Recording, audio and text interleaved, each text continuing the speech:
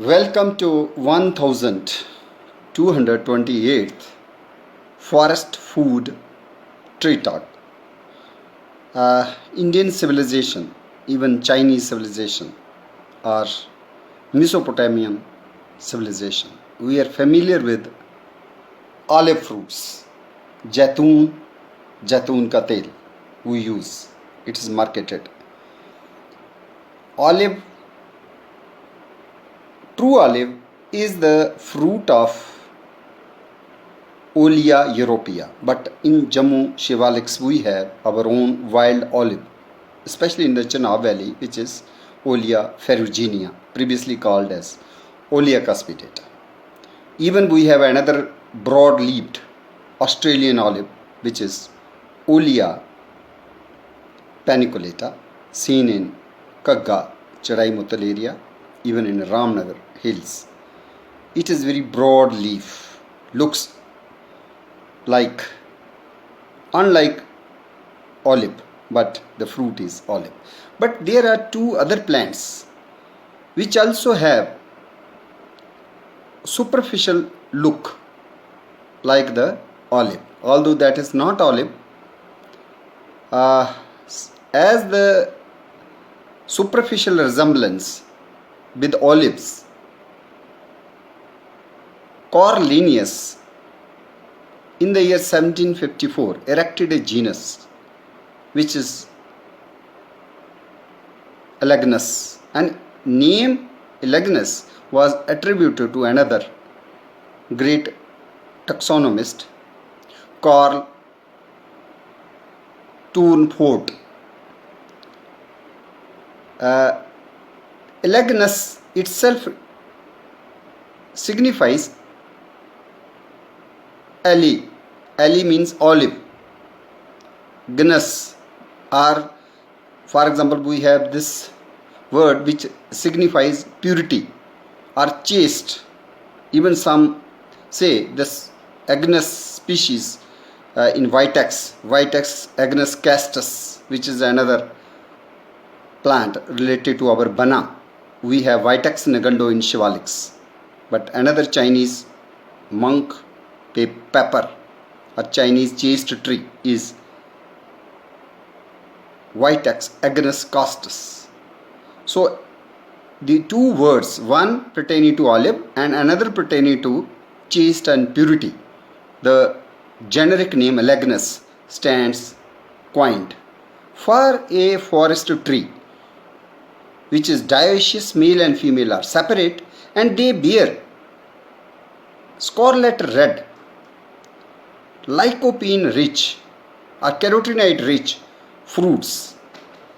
This you can see. These are the Elaeagnus umbellata fruits. Species is umbellata, and credit for specifying the species goes to Carl Thunberg. And the fruits, they are wheat-like, wheat, triticum kanak. So these fruits are fondly named in Dogri as Ban-kanak, means forest wheat, although it is not wheat. Wheat is a gross family plant which we grow as crop, but this is a tree or large shrub which is nitrogen fixing, and it has the superficial resemblance to olive fruits. So it was named under the genus Elaeagnus as Elaeagnus umbellata. Why umbellata? Because flowers are born in umbellate clusters, and these fruits are edible and they are used as substitute of tomato for making jams, jellies, and even they can be eaten raw. Very rich in vitamin C, good for gum troubles. They are rich in lycopene, again good for blood and heart also. These fruits are usually harvested by locals during the month of July, August, either developed into chutneys immediately or these are dried for future use. Even dried powder of the fruits of Elaeagnus umbellata can be used. This belongs to the family Elaeagnaceae. This is a nitrogenous fixing plant, actinorhizal plant. The plant having the unique nitrogen fixing qualities as the bacterium, actinomycete basically, organism that Frankia lives in its roots. So it colonizes the poor soils very rapidly, and sometimes it is also considered as an invasive species, especially in America. In Jammu Shivaliks, in Rajouri, Punch Hills, and even in Kashmir, Shopaian, Baramulla, we find this shrub with wheat grain like fruits, so called as Ban-kanak. In Kashmir it is called Kanakoli. In English it has its name olive like, so oleaster is another name. Its leaves are, when they are young, they have silvery appearance in early stages. So it is also known as silver berry, because this is a kind of fruit which is berry, and even when it is half ripened, sometimes we can see the silvery scales even on the fruits. So it is called a silver berry or polyester, but in Dogri, Ban-kanak or Kankoli. So this is one of the very nutritious forest food.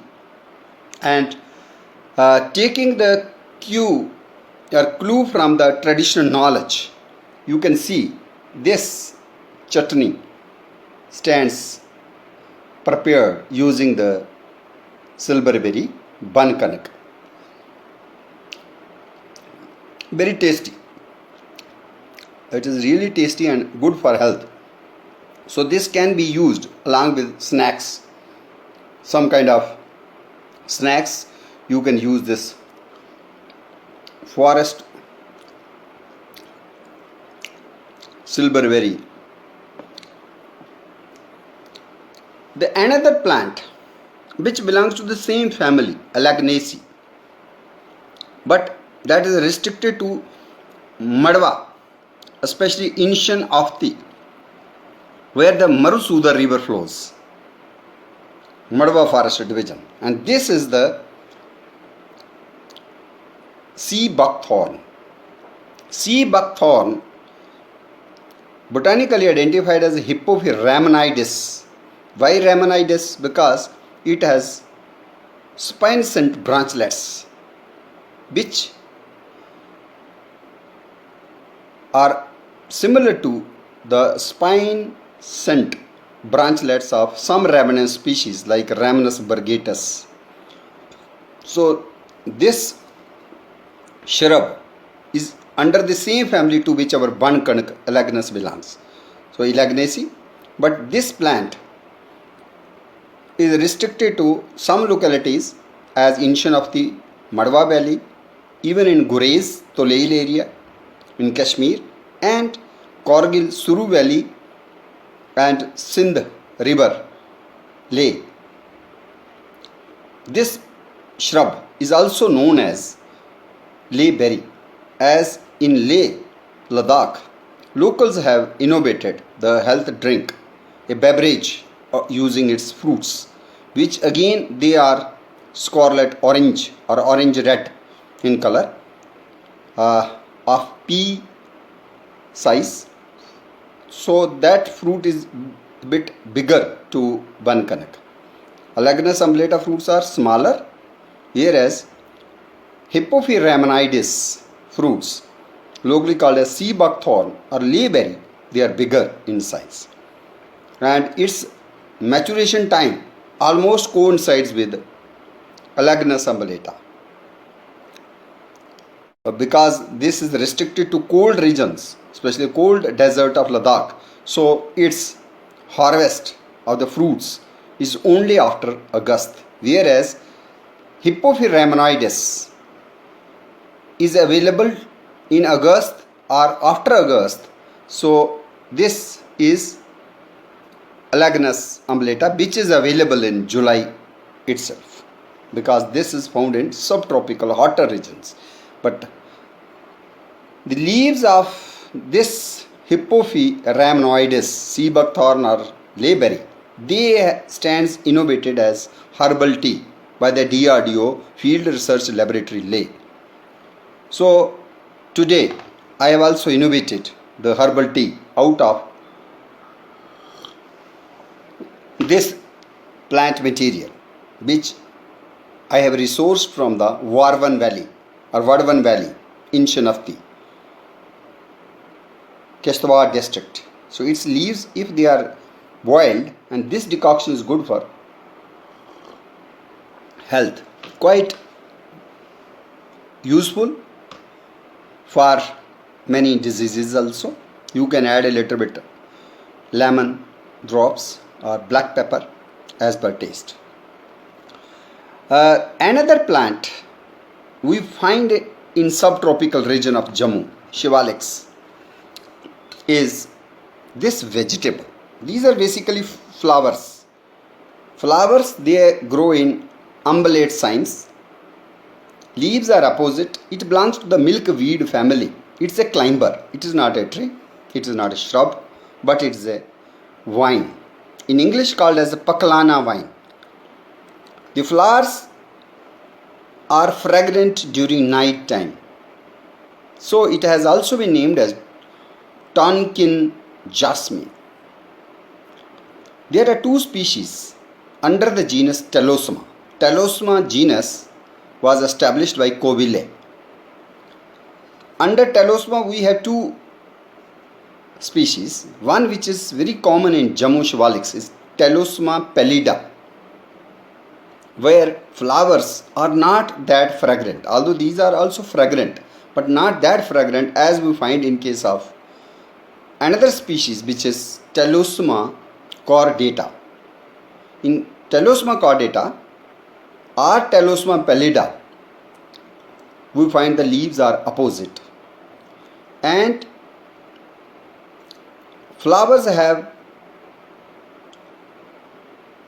campanulate, urceolate or salver shaped corolla, and there is a distinct corona inside the corolla tube.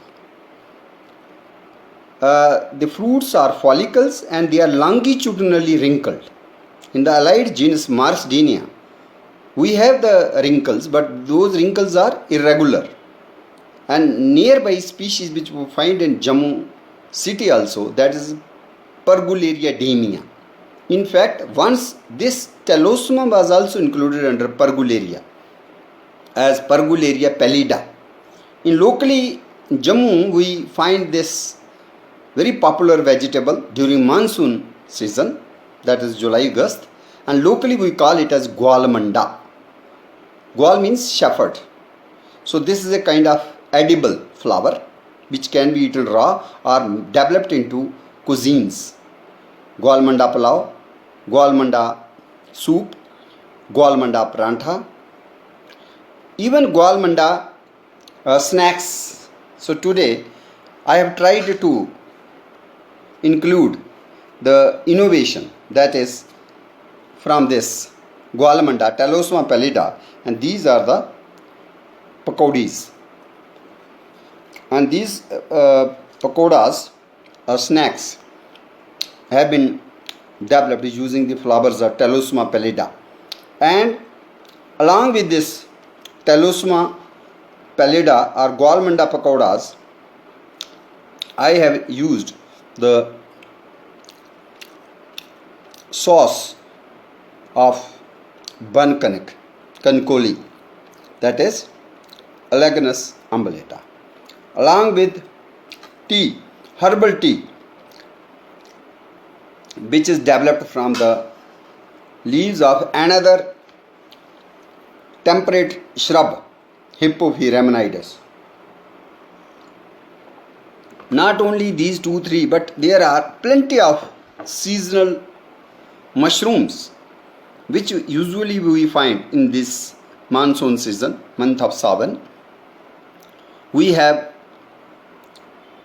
cauliflower mushroom, cauliflower fungus, which is Parasis crispa, locally called as ped or sedi. It's a very large mushroom which is collected by locals and consumed.